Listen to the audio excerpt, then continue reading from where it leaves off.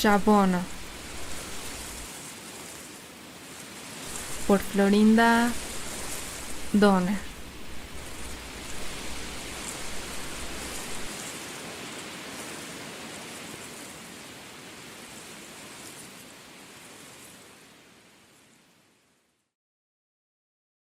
Capítulo 15.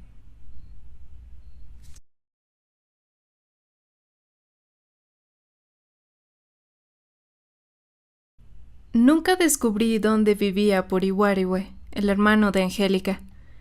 Me preguntaba si cuando le necesitaban iban realmente a llamarlo o si él lo intuía.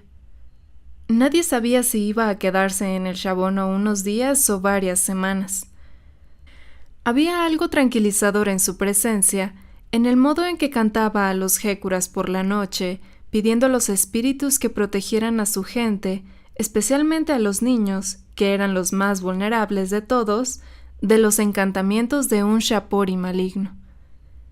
Una mañana el viejo Shapori entró directamente en la cabaña de Etewa. Se sentó en una de las hamacas vacías y me pidió que le mostrara los tesoros que tenía escondidos en mi mochila. Estuve tentada de decirle que no tenía nada escondido, pero guardé silencio y desaté la cesta que colgaba de la viga. Sabía que iba a pedirme una de las piedras y deseaba fervientemente que no fuera la que don Juan Caridad me había dado. De alguna manera estaba segura de que la piedra me había conducido a la selva. Temía que si Porihuariwe me la quitaba, llegaría Milagros y me llevaría de vuelta a la misión, o peor aún, algo horrible podría sucederme. Aceptaba implícitamente la creencia en los poderes protectores de la piedra. El anciano estudió atentamente tanto el diamante como la piedra. Sostuvo el diamante contra la luz. «Quiero esta», dijo sonriendo. «Tiene los colores del cielo dentro». Estirándose en la hamaca, el anciano puso el diamante y la otra piedra sobre su estómago. «Ahora quiero que me cuentes acerca del Shapori Juan Caridad. Quiero oír todos los sueños en que ese hombre aparecía». «No sé si me acuerdo de todos». Mirando su rostro delgado y lleno de arrugas y su cuerpo demacrado, tuve la vaga sensación de conocerle desde hacía más tiempo del que podía recordar. Producía en mí una sensación familiar y tierna cuando sus ojos sonrientes sostenían mi mirada. Me acosté cómodamente en mi hamaca y empecé a hablar con fluidez. Cuando no conocía la palabra iticoteri para decir algo, utilizaba la española. A Porihuariwe esto no parecía molestarle. Yo tenía la impresión de que le interesaba más el sonido y el ritmo de mis palabras que su significado real. Cuando terminé mi narración, el anciano escupió el tabaco que Ritimi le había preparado antes de irse a trabajar en las huertas.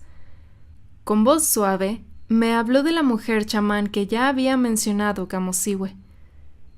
Imahawami no solo estaba considerada como un gran Shapori, sino que se creía que había sido una magnífica cazadora y guerrera que asaltaba los poblados enemigos junto a los hombres. ¿Tenía un fusil? Pregunté con la esperanza de averiguar algo sobre su identidad. Desde que oyera hablar de ella por primera vez, me había obsesionado la posibilidad de que se tratara de una cautiva blanca. Tal vez de tiempos tan remotos como la época de la llegada de los españoles en busca de El Dorado. «Usaba arco y flechas», dijo el anciano chamán. «Su veneno de mamucori era de la mejor clase».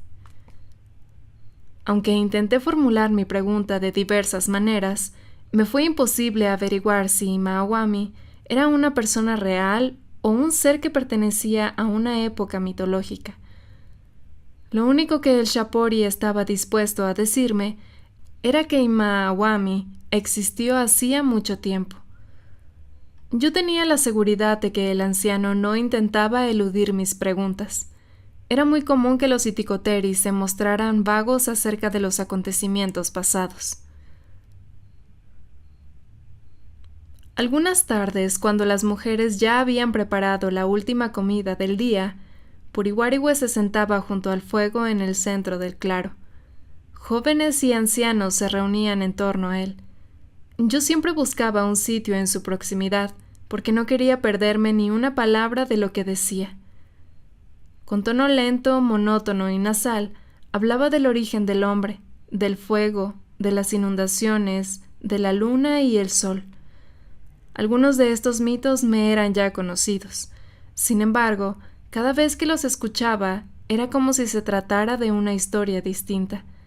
Cada narrador los embellecía o mejoraba según su propio criterio. ¿Cuál es el verdadero mito de la creación? Le pregunté una noche a Purihuariwe cuando hubo terminado la historia de Waipilishoни, una mujer chamán que había creado la sangre mezclando onoto y agua. Había dado vida a los cuerpos de madera de un hermano y una hermana, haciéndoles beber esa sustancia. La noche anterior, el Shapori nos había dicho que el primer indio nació de la pierna de una criatura con forma humana. Por un instante, Purihuariwe me miró con expresión de perplejidad. «Todos son reales», dijo finalmente. ¿No sabes que el hombre fue creado muchas veces a lo largo de los tiempos? Sacudí la cabeza asombrada. Me tocó la cara y se rió. «Uy, qué ignorante eres todavía. Escucha con atención. Te diré todas las veces que el mundo ha sido destruido por incendios e inundaciones».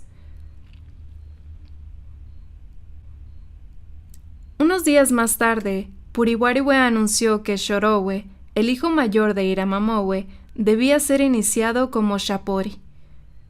Shorowe tenía tal vez 17 o 18 años. Su cuerpo era ágil y esbelto, y en su rostro estrecho de facciones finas, sus ojos castaños oscuros parecían demasiado grandes y brillantes. Llevando solo una hamaca, se trasladó a la pequeña cabaña que había sido construida para él en el claro. Se creía que los hécuras huían de las mujeres, por lo que no se les permitía a ninguna de éstas acercarse a la habitación, ni siquiera a la madre, la abuela y las hermanas de Shorowe. Eligieron a un joven que nunca había estado con una mujer para que cuidara del iniciado. Él soplaba el épena en la nariz de Shorowe, vigilaba que el fuego no se apagara y se aseguraba todos los días de que Shorowe tuviera una cantidad suficiente de agua y miel, la única comida que el iniciado tenía permitida. Las mujeres siempre dejaban leña suficiente fuera del shabono para que el muchacho no tuviera que ir a buscarla demasiado lejos. Los hombres eran responsables de encontrar la miel. Cada día, el Shapori los enviaba más lejos por la selva a buscar nuevos panales. Shorowe se pasaba la mayor parte del tiempo dentro de la cabaña tendido en su hamaca. A veces se sentaba en un tronco pulido que Iramamowe había colocado fuera de la casita porque no debía sentarse en el suelo. Al cabo de una semana, el rostro de Shorowe se había oscurecido debido al épena. Sus ojos antes brillantes estaban opacos y desenfocados. Su cuerpo sucio y demacrado se movía con torpeza como si estuviera ebrio. La vida continuó como siempre en el shabono, excepto para las familias que vivían más cerca de la cabaña de Shorowe, a las que no se les permitía cocinar carne en sus hogares. Según Purihuariwe, los hécuras detestaban el olor de la carne asada y con solo que olfatearan levemente este aroma, huirían de vuelta a las montañas. Como su aprendiz, Purihuariwe tomaba épena día y noche. Sin descanso, cantaba durante horas, invitando a los espíritus a la cabaña de Shorowe, suplicando a los hécuras que abrieran de un tajo el pecho del joven. Algunas noches Sarasuwe, Iramamowe y otros acompañaban al anciano en sus cantos. Durante la segunda semana, con una voz insegura y temblorosa, Shorowe se unió a los cantos. Al principio solo entonaba las canciones de los jécuras del armadillo, el tapir, el jaguar y otros animales grandes que se consideraban espíritus masculinos. Eran los más fáciles de convencer. Luego las canciones de los jécuras de las plantas y las rocas. Por último las de los espíritus femeninos, la araña, la serpiente y el colibrí. No solo eran los más difíciles de atraer, sino que su naturaleza traicionera y celosa resultaba difícil de controlar. Una noche, tarde ya, cuando la mayoría de los habitantes del Shabono dormían, me senté fuera de la cabaña de Etehua y contemplé a los hombres que cantaban. Shorowe estaba tan débil que uno de aquellos tenía que sostenerlo para que Puriwariwe pudiera bailar a su alrededor. «Shorowe, canta más alto», le decía el anciano. «Canta tan alto como los pájaros, tan alto como los jaguares». Puriwariwe salió bailando del Shabono y se internó en la selva. «Shorowe, canta más alto», gritaba. «Los jécuras que viven en todos los rincones del mundo necesitan escuchar tu canción». 3 noches más tarde los gritos de alegría de Shorowe resonaron en todo el Shabono. «¡Padre, padre! Los jécuras se acercan. Puedo oírlos zumbar y silbar. Bailan y vienen hacia mí. Me están abriendo el pecho, la cabeza. Vienen a través de mis dedos y de mis pies». Shorowe salió corriendo de la cabaña. En cuclillas ante el anciano gritó: «¡Padre, padre, ayúdame, porque vienen a través de mis ojos y mi nariz!». Puriwariwe ayudó a Shorowe a levantarse. Empezaron a bailar en el claro. Sus sombras delgadas y esqueléticas se derramaban por el suelo iluminado por la luna. Horas más tarde, un grito desesperado, el aullido del pánico de un niño perforó el alba. «¡Padre, padre! De aquí en adelante no dejes que ninguna mujer se acerque a mi cabaña».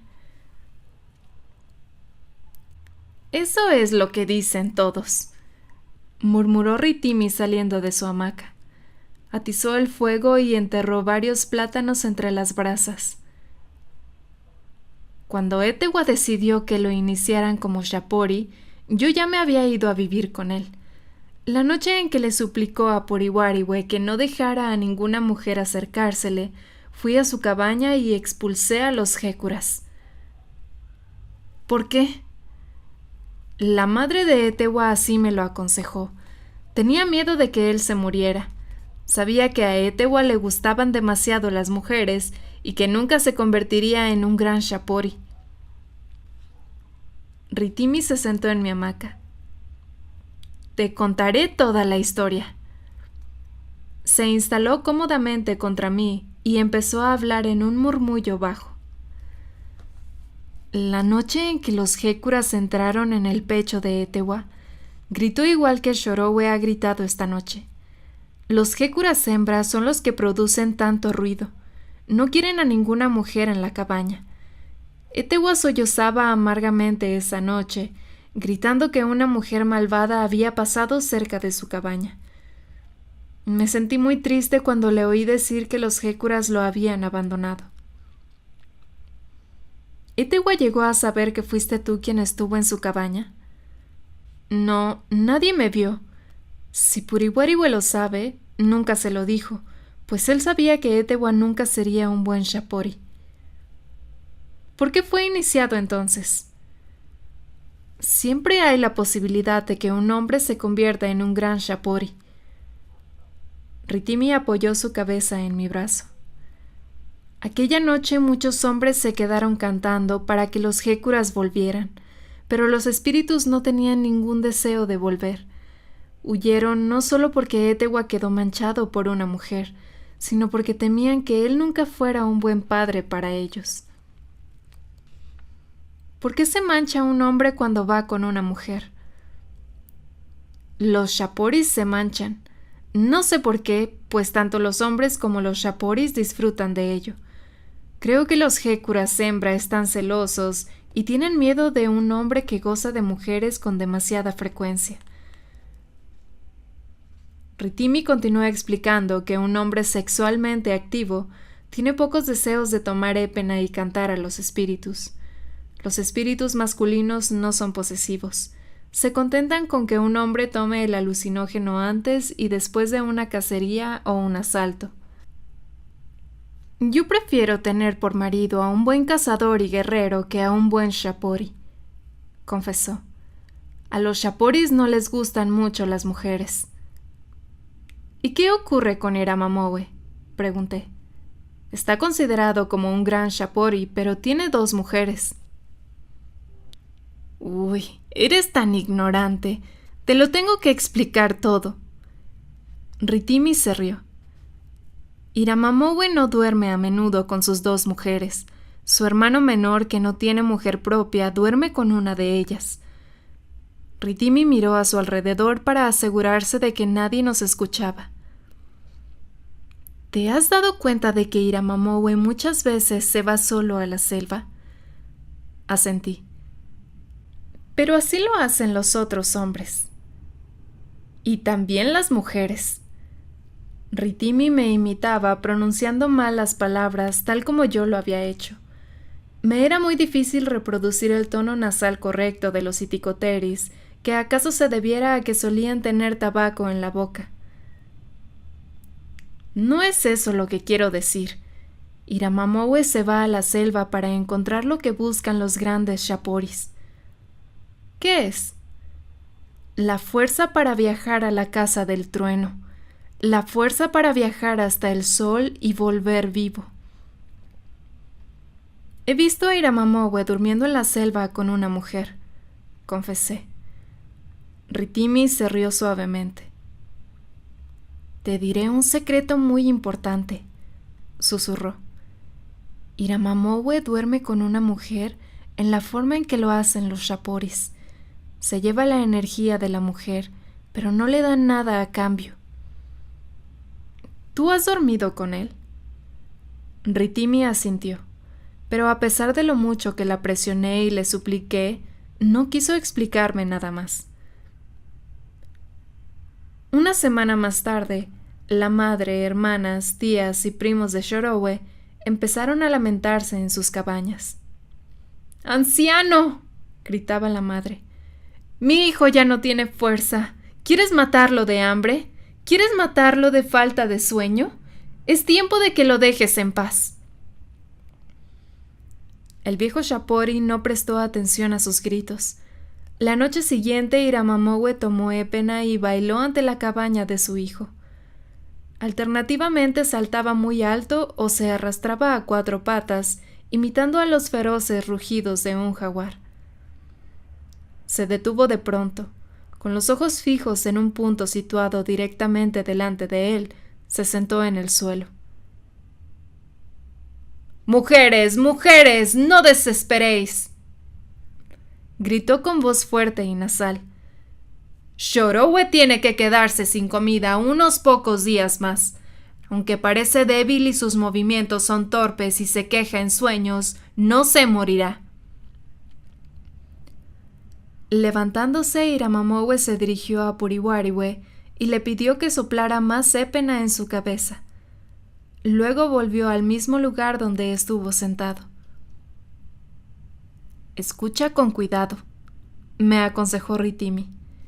Iramamowe es uno de los pocos shaporis que han viajado al sol durante su iniciación. Ha guiado a otros en su primer viaje. Tiene 2 voces. La que acabas de oír es la suya. La otra es la de su hécura personal.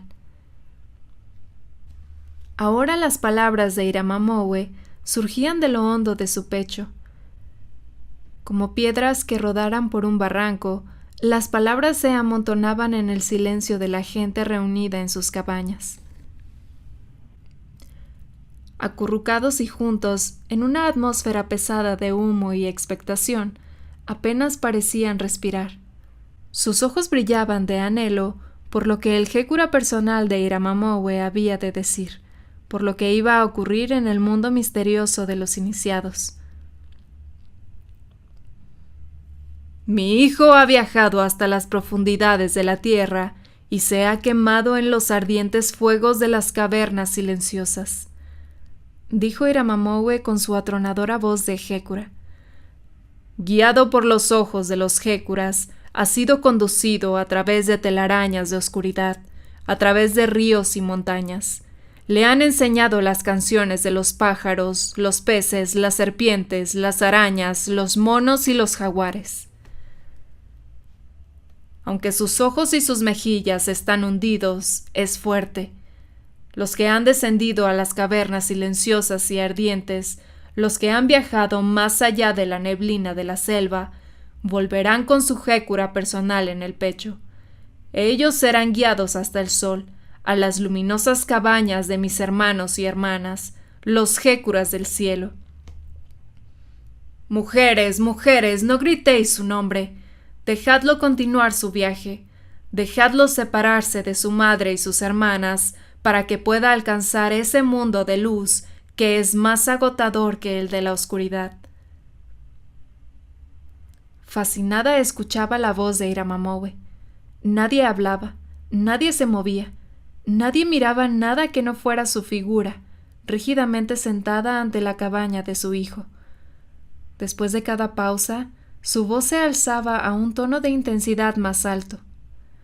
Mujeres, mujeres, no desesperéis. En su camino encontrará a los que han soportado las largas noches de niebla. Encontrará a los que no han vuelto. Encontrará a los que no han temblado de miedo ante lo que han presenciado durante su viaje. Encontrará a aquellos cuyos cuerpos fueron quemados y cortados en pedazos, cuyos huesos fueron arrancados y puestos a secar al sol. Encontrará a los que no cayeron en las nubes en su camino hacia el sol. Mujeres, mujeres, no perturbéis su equilibrio. Mi hijo está por llegar al final de su viaje. No contempléis su rostro oscuro, no miréis sus ojos vacíos que brillan sin luz, porque está destinado a ser un hombre solitario. Iramamoue se levantó. Compurihuariwe entró en la cabaña de Shorowe, donde pasaron el resto de la noche cantando suavemente a los Hécuras. Pocos días después, el jovencito que se había encargado de Shorowe durante sus largas semanas de iniciación, lo lavó con agua caliente y lo secó con hojas aromáticas. Luego pintó su cuerpo con una mezcla de carbones y onoto, líneas onduladas que iban desde su frente hasta sus mejillas y sus hombros. El resto de su cuerpo quedó salpicado de manchas rojas, dispuestas uniformemente que le llegaban hasta los tobillos. Por un momento, Shorowe se quedó en medio del claro. Sus ojos brillaban tristemente desde las órbitas hundidas, llenos de una inmensa melancolía, como si acabara de darse cuenta de que ya no era el ser humano que fuera hasta entonces, sino apenas una sombra. Sin embargo, había un aura de fuerza en torno a él que antes no tenía, como si la convicción de la sabiduría y la experiencia recién adquiridas fueran más perdurables que la memoria de su pasado. En silencio, Purihuariwe le condujo hacia la selva.